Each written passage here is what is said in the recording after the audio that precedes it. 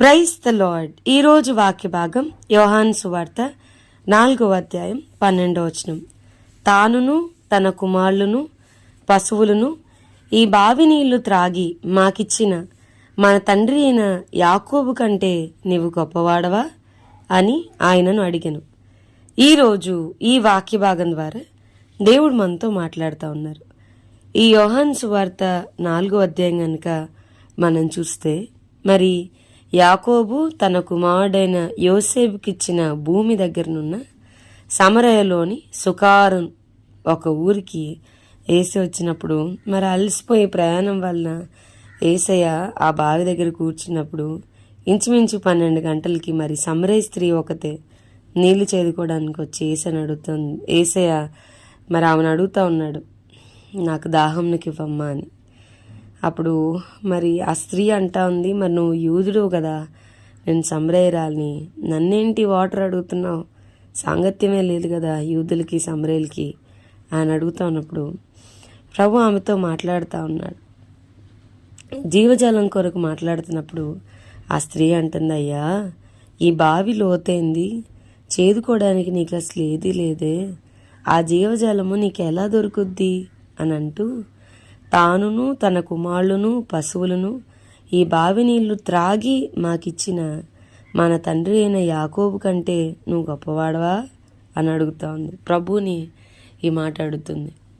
ఈ బావిని మాకు యాకోబు ఇచ్చాడయ్యా, ఈ వాటర్ మాకు యాకోబు ఇచ్చాడు, నువ్వేంటో జీవజాలమని చెప్తున్నావు, యాకోబు కంటే, యాకోబేమో తాగే ఈ నీళ్ళని ఇచ్చాడు, దీనికంటే శ్రేష్టమైన జీవజాలాన్ని ఇస్తానంటున్నావు, నువ్వు యాకోబు కంటే గొప్పవాడవా అని ప్రభుని అడుగుతోంది. ఆ ప్రశ్నకి ప్రభు చెప్తున్న సమాధానం ఏంటో తెలుసా? ఏసయ్య, ఈ నీళ్ళు తాగితే గనక మళ్ళా దాహం వేస్తుంది, నేనిచ్చే నీళ్ళు తాగితే మళ్ళీ అన్నటికీ దప్పిక అనేది రాదు, నేను వానికిచ్చు నీళ్లు నిత్య జీవమునకై వానిలో ఊరెడి నీటి బుగ్గగా ఉండునని ఆమెతో చెప్పాను.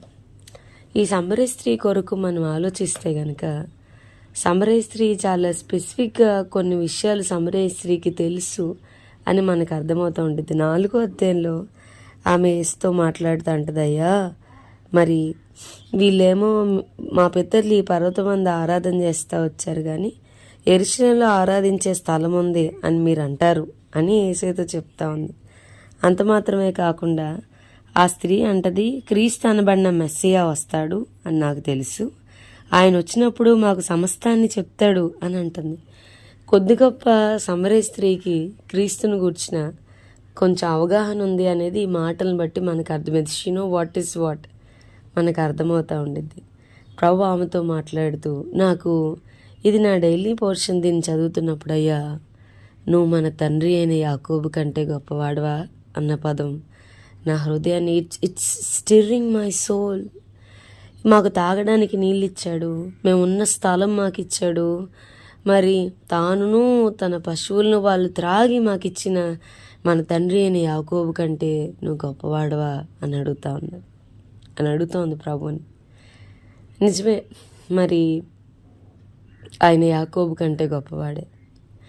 ఈ దప్పికేంటి, ఆయన ఇచ్చే నీళ్ళు తాగితే మరి ఎన్నటికీ దప్పిక కలగదని ఆయన దేని కొరకు చెప్తున్నాడు అని అంటే, వాక్యం చాలా స్పెసిఫిక్గా చెప్తుంది.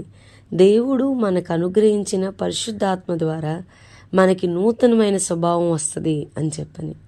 చాలాసార్లు పాపానికి దాహం తీరదు, ఇంకా చేయాలి ఇంకా చేయాలి ఇంకా చేయాలి ఇంకా చేయాలి అనిపిస్తూ ఉంటుంది, ఫిజికల్గా లస్ట్ఫుల్గా మనకు ఉంటా ఉంటుంది. కానీ మన యేసు దగ్గరికి వచ్చినప్పుడు జరిగే గొప్ప మేలేంటి, యేసు దగ్గరికి వచ్చినప్పుడు మనం పొందుకునే గొప్ప ఉపకారం ఏంటి అని అంటే, he will transform us, he will transfigure అస్.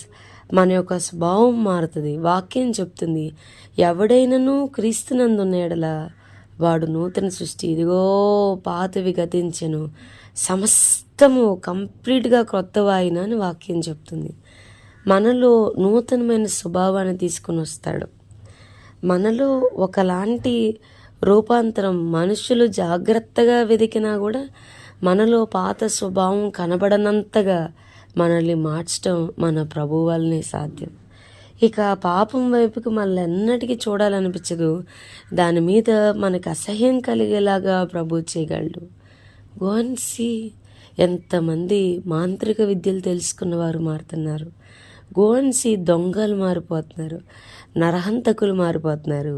వారు మారి సేవకులైన తర్వాత మరెన్నడూ తిరిగి ఆ పాత స్వభావంలోనికి వెళ్ళడం లేదు. ఇది ఎట్లా సాధ్యమైద్ది అంటే, ఆయన ఇచ్చే ఆ నీళ్లు త్రాగితే మరన్నటికీ దప్పిక అనేది రాదు.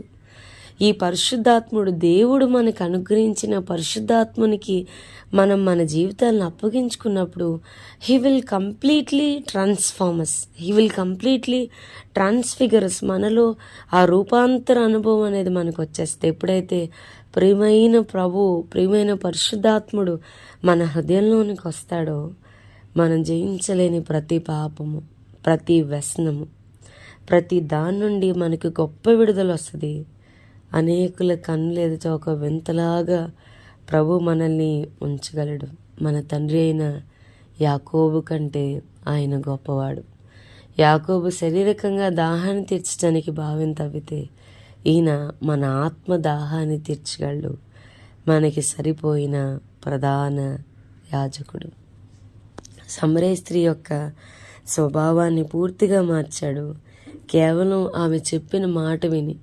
మరి నా బ్రతుకు మొత్తాన్ని చెప్పిన ఆయన మెస్సయ్య కాడా, క్రీస్తు కాడా అని చెప్పని ఊర్లో అందరికీ ఒక సువార్త ప్రకటించే వ్యక్తిగా సమరయ స్త్రీ మారిపోయింది.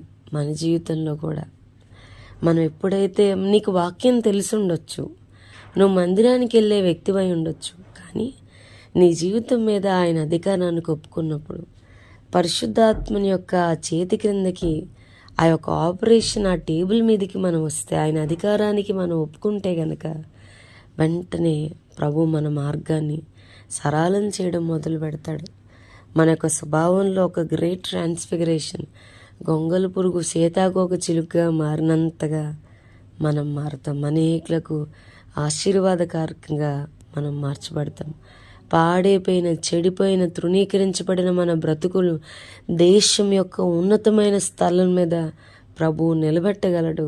మనం మన జీవితాల్లో ఆయన అధికారానికి ఒప్పుకున్నప్పుడు. ప్రార్థన చేసుకుందాం. ప్రభా, ఈరోజు వాక్య భాగం ద్వారా మీరు మాతో మాట్లాడినందుకు వందనాలు. వాక్యమైన మా ప్రియులైన వారిని అందరినీ దీవించి ఆశీర్వదించమని యేసు నామమున అడిగి వేడుకొంచున్నాం తండ్రి. Amen. God bless you and have a blessed day.